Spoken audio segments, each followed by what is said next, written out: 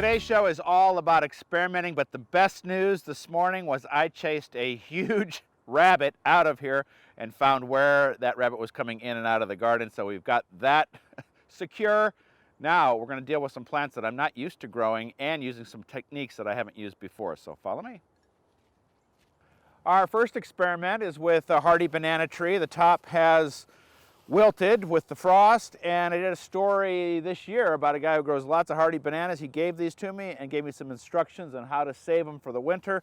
And so I'm just going to cut off the tops right about there. And then we're just going to mulch with straw. I'm going to put a little landscape fabric on top and then some more straw, and I've got one more plant that I'm not sure what I'm going to do with right next to you. I'll put it on pretty thick.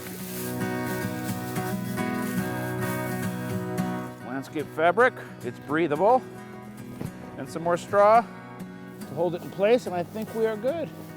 Hope so.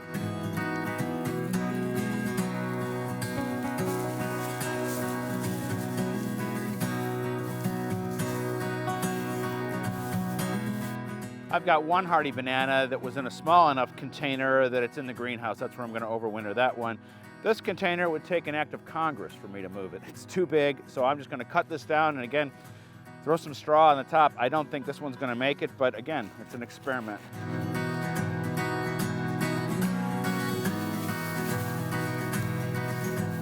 We'll see. Well, believe it or not, I'm still planting, but because of necessity. There was one artichoke plant left at the nursery. I've always wanted to try growing them, and how it works is first year you get this foliage. The second year you should get an artichoke, but you've got to figure out a way to winter over this plant. And I'm doing it here because I got some extra fencing that I can surround the plant with, fill it up with straw, some old floating row cover I'm going to use, and just kind of the same way that I'm protecting my other cool weather greens. And first order of business, add a little compost, mix it into the hole, and then we'll start planting and protecting our plant.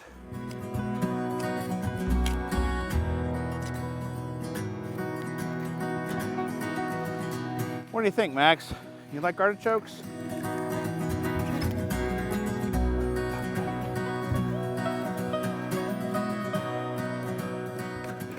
Mulch a little on top with some compost.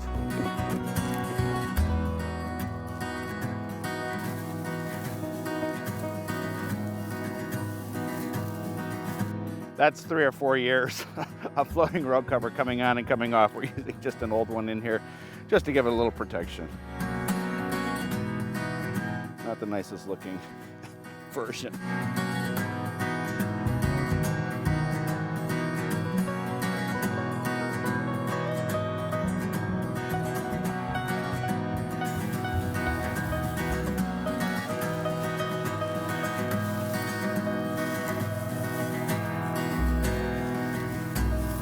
Okay, hopefully we'll get an artichoke next year. Now let me show you another one of my high-tech protection schemes.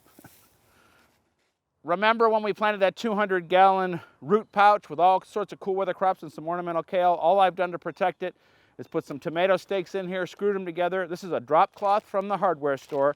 Wrap that around there and it's going to become basically an outdoor greenhouse. And to access the produce, I just lift up these stakes, pick what we need and put them right back on.